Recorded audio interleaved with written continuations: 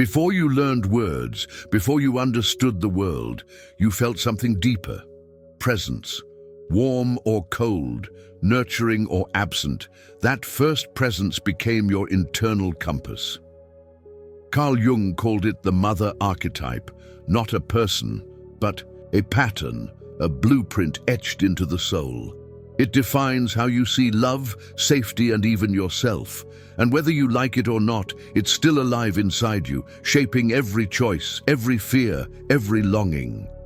The mother figure may be long gone, or never truly present, yet the echo remains. If she was warm, you may walk through life believing you are lovable. If she was cold, that belief may never have formed. The mother archetype is the foundation of your psyche. If cracked, your whole emotional structure shakes. And if you never rebuild it, you may spend your entire life trying to get from others what was never given to you in the beginning. Jung warned that this archetype holds both creation and destruction. The great mother can give life or devour it. The nurturing side builds resilience, self-worth, and emotional security. The devouring side, however, breeds guilt, dependence, and shame. You may see this in the way you overgive and feel empty, or how you attach to people who never truly see you. The wound becomes a cycle. The cycle becomes a belief, and the belief becomes your prison. Many of us carry the wound of absence. A mother who wasn't there emotionally, who was distracted, cold, or critical. You grow up learning that love is earned, that affection must be chased, and that your needs are too much. So you suppress them, and that suppression becomes your identity. You smile when you're hurting. You help others, but neglect yourself. You confuse loyalty with self-abandonment. And deep down, you wonder why love always feels just out of reach. Others carry the wound of engulfment, a mother who was too close, too controlling, too afraid to let go. You never learned boundaries, only guilt. You felt responsible for her emotions, her happiness, her survival. So now, even as an adult, you fear closeness, you run from intimacy, you sabotage connection, because love feels like losing yourself. The archetype is still at play, repeating the emotional pattern until you decide to see it and stop it.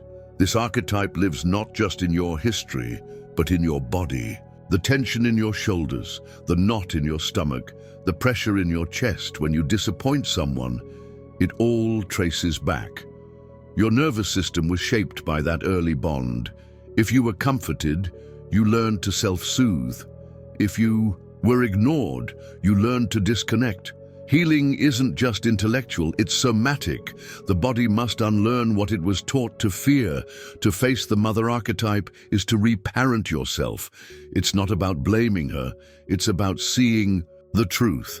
It's about giving to yourself now what she couldn't give then. Unconditional presence, safety without control, affection without expectation.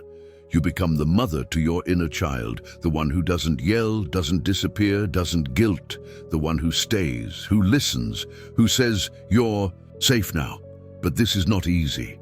The devouring mother archetype whispers constantly, "You're selfish for resting, you're weak for crying, you're ungrateful for wanting more." These are not your thoughts. They are inherited voices, and they lose power only when exposed, only when you say out loud, "This is not my truth. I choose a different voice." That's where transformation begins, in the confrontation of the inherited lie. Your relationships reflect your relationship with this archetype. Do you chase partners who mirror your mother's emotional absence? Do you find yourself becoming her when you're stressed, overly critical, emotionally distant, unable to self-soothe? Until you confront this archetype, you will keep replaying it in lovers, in friendships, in how you treat your own heart. The pattern repeats until you become aware enough to break it. This awareness brings grief. Grief for what you never received, for the childhood you needed but didn't have, for the safety you faked your way through. Don't rush this. Let yourself mourn. Let the tears come. They are proof that your soul remembers what it was supposed to receive. And your tears are not weakness. They are the cleansing waters of rebirth. The beginning of your liberation. Jung believed that every archetype demands integration.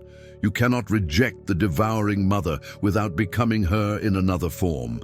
Suppressed rage becomes depression. Unacknowledged pain becomes emotional numbness. To integrate means to understand, to see the light and shadow, to accept the humanity behind the myth. Your mother was likely wounded too, a child who was never mothered herself. That doesn't excuse, but it explains. And sometimes, explanation softens the grip of bitterness. When you integrate the mother archetype, you stop seeking mothers in lovers, friends, mentors. You stop needing others to validate your worth. You learn to sit with your fear without running. You begin to say, I can care for myself now. That's the moment power returns. Not external power, but internal, stable, unshakable power. The kind that roots you even when the world feels unsafe. The healed mother within teaches balance. She tells you to rest when you're tired. She helps you set boundaries with love. She reminds you that your worth is not in what you do, but in who you are. She is calm in chaos, gentle in discipline, fierce in protection. She doesn't rescue you from pain. She teaches you how to endure it with grace, and she doesn't silence your emotions. She honors them as sacred messengers. There's a deeper truth here. The archetype of the mother is also the archetype of creation. You are not just a child of this force. You are a creator with it. You can birth new patterns, new realities, new ways of being. By healing the mother within, you heal generations behind and ahead of you. You become the rupture in the lineage of pain. You become the origin of peace. This journey doesn't end in perfection. It ends in presence.